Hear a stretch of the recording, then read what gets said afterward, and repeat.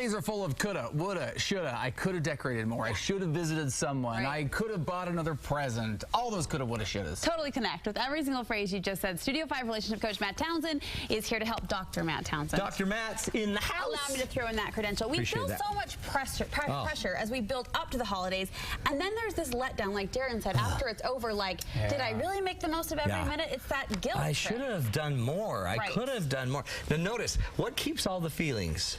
What keeps all the feelings? them alive? Our Me? head or Our heads heart? do, our schedules do, our hearts do. Do you think our language does? What we say? Oh. Like, the more we talk about it, the more of a problem it seems Well, notice to when be, everyone's or- talking about it, we're all using the words could have, should have, and would have. And those words are just not good. You say eliminate those words altogether? Well, you can't eliminate because sometimes you could have done something and you could actually use the phrase. Okay. But behind every word, and this is important, all of our thinking has to be somehow stored. And a lot of times, if we use a word, it stores a feeling. Some of our words we use, like I could have, oh, I could have been so much better at that if I had just done my work. My pre-work. Now, a lot of that gets stored in just where we hold that phrase, I could have, I should have, I would have. So knowing the language and knowing what the language is doing to us, we could actually feel better about coulds, woulds, and shoulds if we had used different words. So here's one of the rules, okay? Okay. I'm just going to give you an English lesson, but you're journalists, so this ought to be easy. Could means what? Could, I could do something is a discussion about something that's possible. Right? Okay. Sure. I would do something is something that's hypothetical. Okay. I would come to your house if you asked me to. And I should is moral. So this could, woulds, and shoulds are about possible, hypotheticals, and morals. What's right or wrong. Okay? By the way, where are they located? Past tense or future tense? I could do it, I should, I would.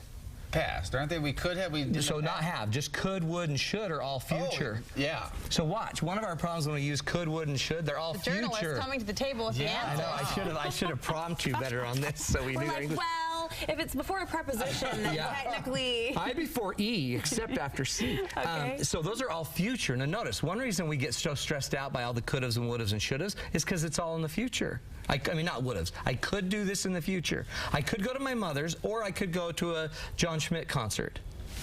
But we're regretting it because it's things that we should have done in the past. The minute you add the word have, it now has moved to the past. So could, should, and would are about what could happen in the future. Possibilities, future possibilities. Could have done it. I should have done it. I would have done it. Have moved all to the past. If you're not watching your language, you're only living in the future about what could happen this holiday season, or in the past what you should have done. Instead of living the moment. In the moment. So one of the problems when we get into this, and this is all about Christmas, because there's so many opportunities, aren't there?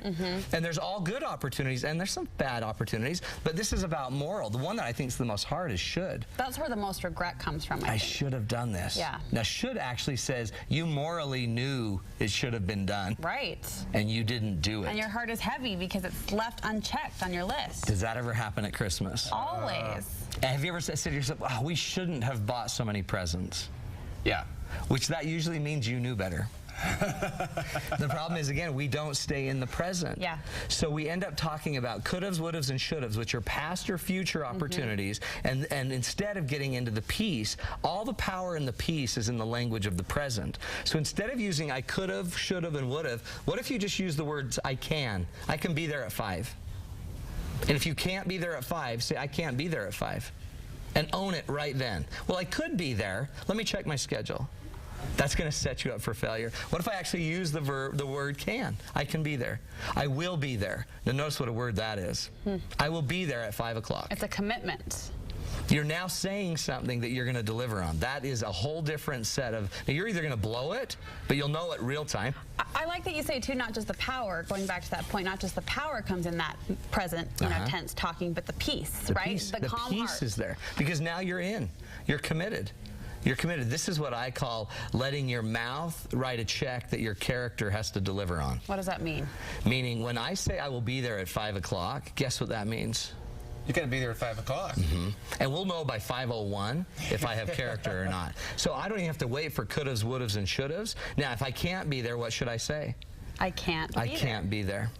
I cannot do that. make that happen. Yeah. I will not make that happen. You guys, I will not buy you Xbox. Sorry. Now, by the way, let's get into the shoulds, because that comes from the Bible, shall. Oh, well, now you put it into biblical. I know, isn't that the term? So you're not going to say there, I shall honor my father and my mother. That's easy to honor mothers and fathers, but I guess it's more, are you committed to actually living what your heart is telling you is right or wrong? That's why should-haves are so hard, because we should have done better. Is it really going to come down to just changing our words? Will that affect The irony of the language is that it makes you actually have to own it faster and sooner, and it forces you to be in the present. So it's not just that language can change it, but our language keeps a lot of us as victims. Like, oh, I have to go to work today. Well, no, you really don't. You're choosing to go to work, and you're lucky to have a job.